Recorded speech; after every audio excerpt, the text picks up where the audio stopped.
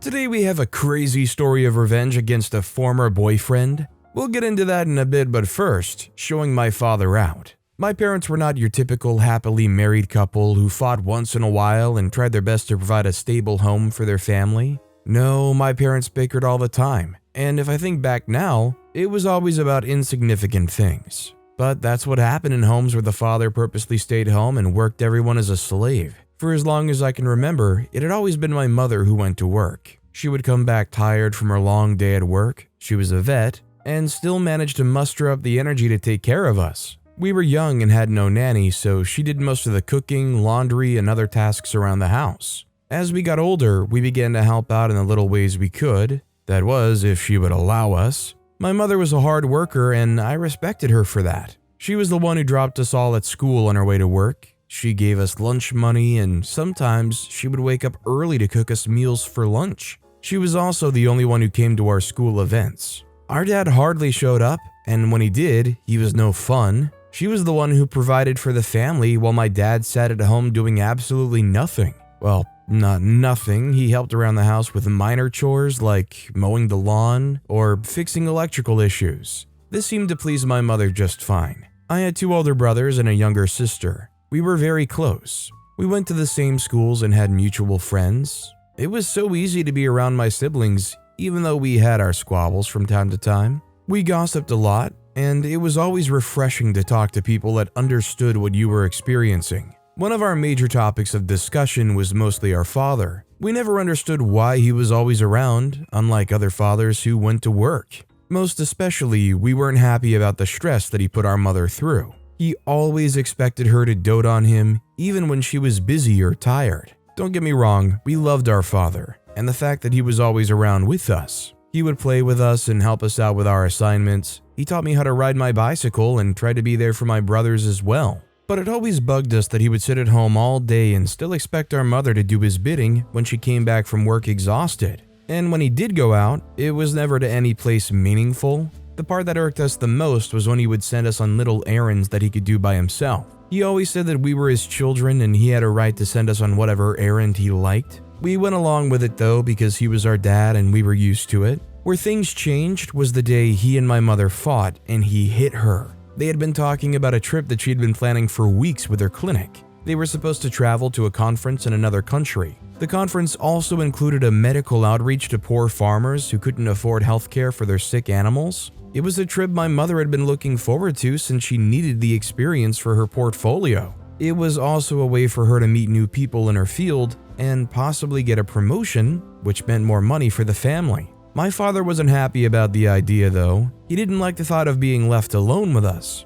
It meant that he would have to take over most of the things that she did, like taking us to school and going shopping for groceries. He claimed that he was busy as well and our mother wasn't the only one with important things to do. She had argued that the trip was for only 10 days and that he could survive that long with us. Our father had gotten angry and insisted that she wasn't going anywhere. For the first time, I watched my mother stand up for herself, but unfortunately it didn't go well for her. My father, the man who I was supposed to love and respect, hit my mother and then stormed out of the house in anger. He didn't come back until late at night, ignored us all, and went to bed. After that day, things became very different in the house. My mother became even quieter, while my father became loud and aggressive. She ended up not going on the trip as she didn't want to make my father any angrier. We were astonished at how much our mother would give up just to please her husband. Even though the happenings of that day were forever sealed in our memories, my mother never slacked in her duties. Our father became more demanding and controlling. He stopped doing the usual things he did with us, and even stopped helping around the house altogether. He would wake up in the morning and go straight to the living room to watch TV. Then, after some time, he would ask for his breakfast like it was his birthright. Anytime there was a delay or he just felt like being a pest, he would storm into the kitchen in anger and start yelling. Sometimes he wouldn't eat the food again and would go out instead to get himself something for breakfast. That was after asking our mother for money to buy this breakfast rudely. Because we didn't want food to waste, we would end up sharing it so our mother wouldn't have to stress over that. He gave each of us absurd curfews and never allowed us to be out of the house for long. Even our mother had a certain time to be back from work or she was likely to face an angry husband. One day, she had an emergency surgery at the clinic and had to come back late. She called ahead to inform our dad, who was not happy at all about this news. He refused to eat the food that my oldest brother cooked and instead ordered something online. When our mother finally got back, she was met with an ugly temper. He claimed that she had purposely stayed back at work and no surgery had taken place. He accused her of being a lousy wife for leaving him with children that didn't know how to attend to his needs. He also implied that she was cheating on him, which was part of the reason she had stayed back at work. My mother was appalled by the accusations and started crying at some point. When she wanted to defend herself, our father shut her up and then slapped her. This made my brother angry and he stormed into the living room and punched my father in the face. We were all shocked. My father recovered from his shock quickly and hit my brother back, breaking his nose. The saddest part about that incident was how we all lied and covered up for our father at the hospital. We claimed that my brother had been jumped by some thugs on the way home. I held my mother's hand as she cried silently beside me while we waited for our brother to be treated. That night we slept at the hospital and he was discharged early the next morning.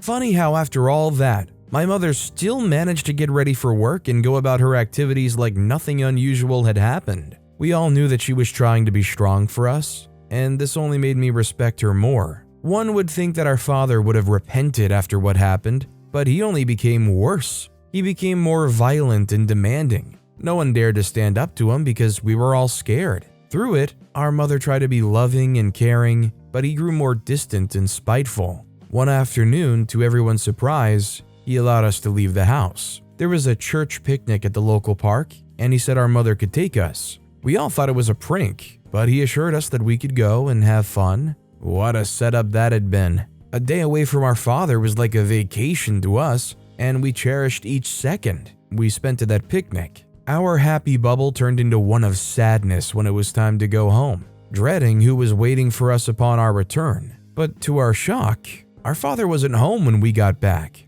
We searched everywhere, but we didn't find him. We all thought maybe he had stepped out, but he didn't come back all through the night or the next day. Our mystery was later solved when our mother went grocery shopping and all her cards were declined. When she went to the bank to inquire, she was informed that the bank account she and my father shared had been wiped clean. Our father had taken everything and disappeared. My mother was never the same after that. Every night she cried herself to sleep, and all we could do was listen in sadness, pain, and anger. Despite everything our father had done, our mother still loved him very much and couldn't believe that he'd left us high and dry. It took some time, but she finally started to get over him. With some help from relatives, we were able to get back on our feet. There were still days when she would wake up in the middle of the night and begin to pray for him, or she would cry herself to sleep.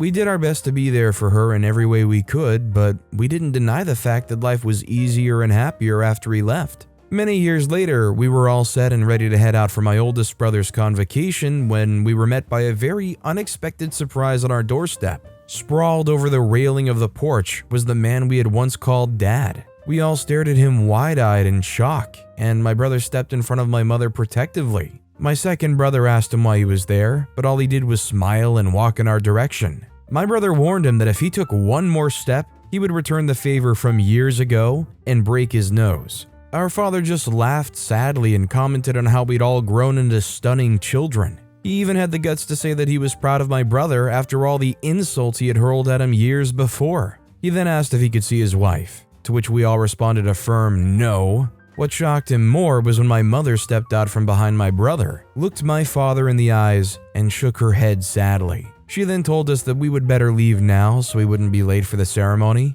My father watched in surprise as we left him standing on the porch without a second look in his direction. The ceremony went well, and after we went out to celebrate at one of our favorite diners. When we got back home, we were surprised to see that our father was still there. This time, as we approached, he began to cry and beg for our forgiveness. He claimed that he hadn't been thinking straight and had been bewitched into doing what he had done. He confessed that he had nowhere else to go, as the person that had been housing him had kicked him out. He said that he'd changed and was ready to be the father and husband that we deserved. We all saw through the lies, knowing fully well that the only reason he was back was because he'd spent all the money he had. After he left, my mother insisted on looking for him, and what she found shattered her heart. He had run away to another woman that he'd been seeing on the side. How he'd been having an affair was still a mystery to us since he was at home most of the time. He had stolen the money and gone to shack up with her. We all knew that she had probably kicked him out for being a poor, lousy man.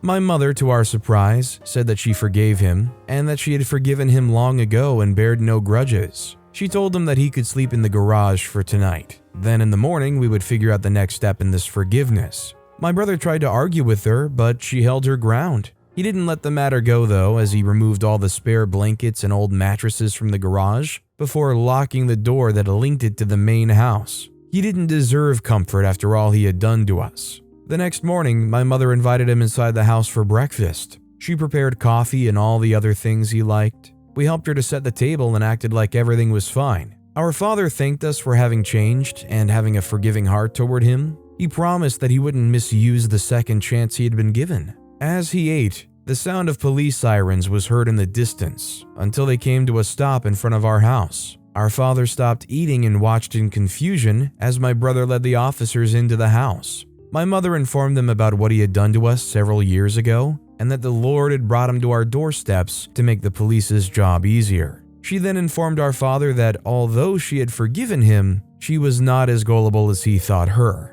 As the police led him away, she informed him that he would be hearing from her lawyers about their divorce. At first I was like, well, there's no way that they're going to take this guy and haul him off to jail for stuff that he's accused of doing all that time ago, whether or not it is true. But then I also realized it's very easily just trespassing to get the cops to take him away. I wish them the best of luck though, because it's probably going to be a burden to prove it, but if they keep it going in court and you get in front of a jury and you can provide whatever evidence you do have, you might be able to get this guy convicted and properly charged. Our next story is messing with him. Both of my parents met each other at 19 and have been in love ever since then. My grandparents on both sides also met each other at very young ages and fell in love. And it wasn't the kind of love where they just tolerated each other. No, it was the kind where they genuinely cared for each other and supported each other's dreams and goals and cheered each other in the right direction. I had good role models for the kind of love that most people prayed for, so I wasn't too worried about finding anyone the way most of my mates were.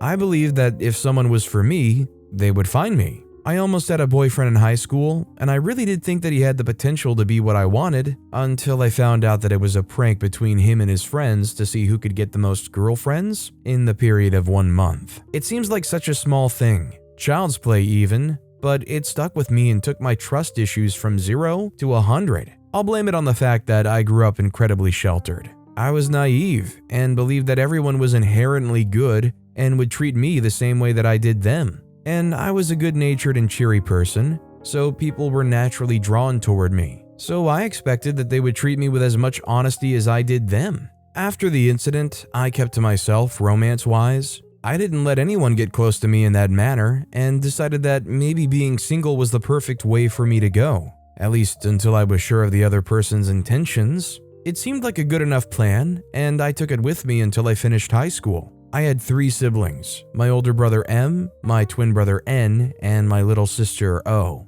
We were raised to be very close and to share things with each other. While M was older than my twin and I by 5 years, O was our Irish twin and was born 10 months after us. As I said, I was close with my siblings, and I used to think that we were all the same peas in a pod. We thought very similarly and had similar but distinct habits, and by the time my twin and I were 16, people thought we were all quadruplets in photos. After high school, it was mandatory in our family to learn a trade for a year before going off to college. M had taken after my father to work with cars in his auto shop, and N doing the same thing. I decided to learn to sew like my grandmother, and things seemed to go really well for me until both my brothers got girlfriends around the same time. It messed with our dynamic a lot, and I found that we weren't as close as we used to be. I didn't blame them. If anything, I was jealous. I wanted what they had, but I wasn't ready in any way for it. Just before I left for college, my little sister O got a girlfriend as well, and that was what made me decide to get myself a boyfriend. College was not a bad experience. My major was psychology and I was doing very well in it. My search for a boyfriend still continued, and I knew exactly what I wanted. A man who was in touch with his feminine side, was kind, empathetic, and had a soft temper. These were such simple things that you would think I would find a boyfriend quickly. But I promise you that toxic masculinity thrives so much more in environments with younger people than anywhere else. By my third year of uni, I discovered that I really liked fashion and making clothes for myself and my friends. Of course, I started to post on social media and got a following. Between that and school, I barely remembered that I had a mission to find a perfect boyfriend. One weekend, there was an estate sale, and I went there with a few friends. It was bland for me for the first hour because nearly everything seemed to cater to smaller people, and I'm on the bigger side of the size spectrum. I was bored and wanting to leave when I saw a man with the most gorgeous pair of pink boots. I raced to him and immediately started bombarding him with questions about what size they were, where he found them, and if he knew where to find the bigger sized clothes. Fortunately, he was a guide. The shoes were not taken and they were just my size, and he didn't know wherever bigger sized clothes were. He personally ushered me there and just watched me go crazy over a dead person's belongings. By the end of the day, I had a massive trash bag full of clothes, shoes, jewelry, and some household items, and I was happy. On our way out, I spotted the man who had helped me out earlier, and I went to say thank you to him. We made small talk, and I found that he was a stylist. He told me that he'd seen my content and found me interesting. It felt good to hear that, and before I knew it, he had asked me if he could style me for an event. The event was his date to a party where he styled a lot of influential people, and I was starstruck. It was like I'd been transported to another reality that I could only dream of, and it made me adore him. By the end of the night, I was drunk on too many glasses of champagne, and he kissed me. By the end of the week, he had asked me to be his personal assistant. Juggling being the personal assistant to a busy man like that was hard, especially with having school on the other side, but I managed it. Let's call him L. L was older than me by a decade, but he had a very youthful look to him that would make you think he was much younger. He was good looking, kind, and loved to help young people. But he told me that I was different and that he wanted me around for a very long time, which was why he made me a personal assistant. It didn't make sense to me at first because I wanted to be loved loudly and wholly, and while he seemed to do it, he also didn't appreciate labels. I now know what those words mean, and even then it confused me, but I wanted to be understanding and not rush things. After I graduated college, I basically became L's eyes and limbs. He insisted that we moved in together, and he seemed to forget how to do every single thing. I did everything from booking appointments to cooking his dinner. It didn't take time for me to become burnt out. After complaining to my sister, she suggested confronting L. I did, and that was the first time he raised his hand to me. I fainted after the first hit and woke up in the hospital.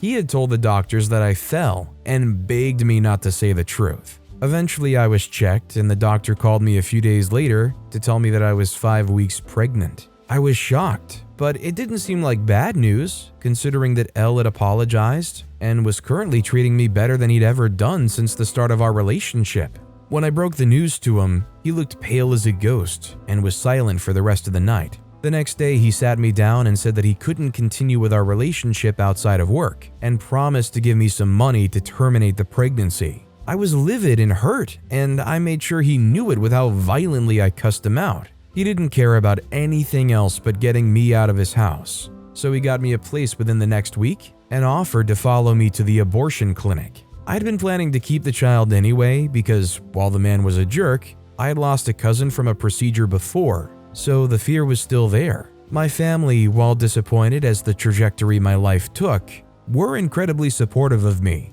and promised to make life as good as they could. We were no longer in a relationship anymore, but I still worked as his personal assistant, and this man had no pity on me. He worked me so much harder than before, delayed my salary multiple times, and forgot to credit me for jobs that I did on my own. On a random Thursday, I showed up to work and found that the studio we worked at was locked. I tried to call L, but he didn't pick up, and I waited until the landlord came to tell me that L moved everything at night and handed the keys over to him. While I was still mulling over the incident, I got a message from a friend of mine that said L was getting married in 3 weeks. I was walking down the steps, missed a stair, and found myself in the hospital with a broken wrist, sprained ankle, and no more baby. I was numb to everything, and something broke inside me. It was worse because I knew who his wife-to-be was. a model that he worked with frequently because her agency swore that they both just worked so well together, and it should have made sense, but it still didn't. More information I gathered said that they'd been together on and off for about 5 years, which was 2 years longer than he and I was.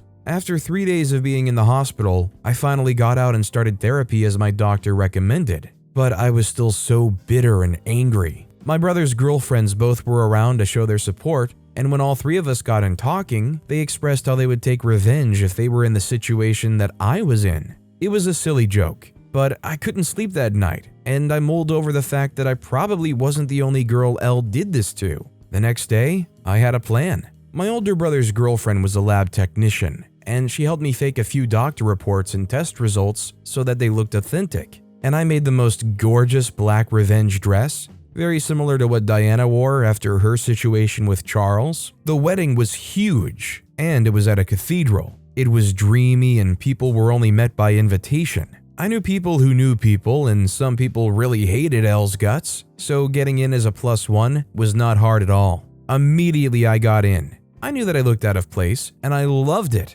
The theme was spring colors, so everyone was in soft pinks and greens and purples, while I just wore black with the smokiest smoky eye I had done in a hot minute. I sat in the back pew and observed everything with a lot of anxiety in my heart, but I couldn't let him get away with all this. As soon as the priest asked if anyone had anything to say, I raised a hand, left my seat, and walked up to the front. The eyes on me were nerve-wracking, but I mustered up the courage and started to speak. I led with the fact that he gave me HIV and also got me pregnant and demanded I ended the pregnancy. I didn't need to go further because his fiancée slapped his face and began screaming and crying while I was escorted out. My sister, her girlfriend, and my brother's girlfriends were all in a car across the street waiting for me, all dressed up. And once I got in, they drove across town to a fancy bar so that we could celebrate our win. The only lie I told them was that I got HIV from Elle. As much as the world has evolved, it would still stigmatize him, and that was the biggest hit I could give to him. He lost nearly all of his clients within a week, and his girlfriend, whose father's fortune was what he started his career on, left him.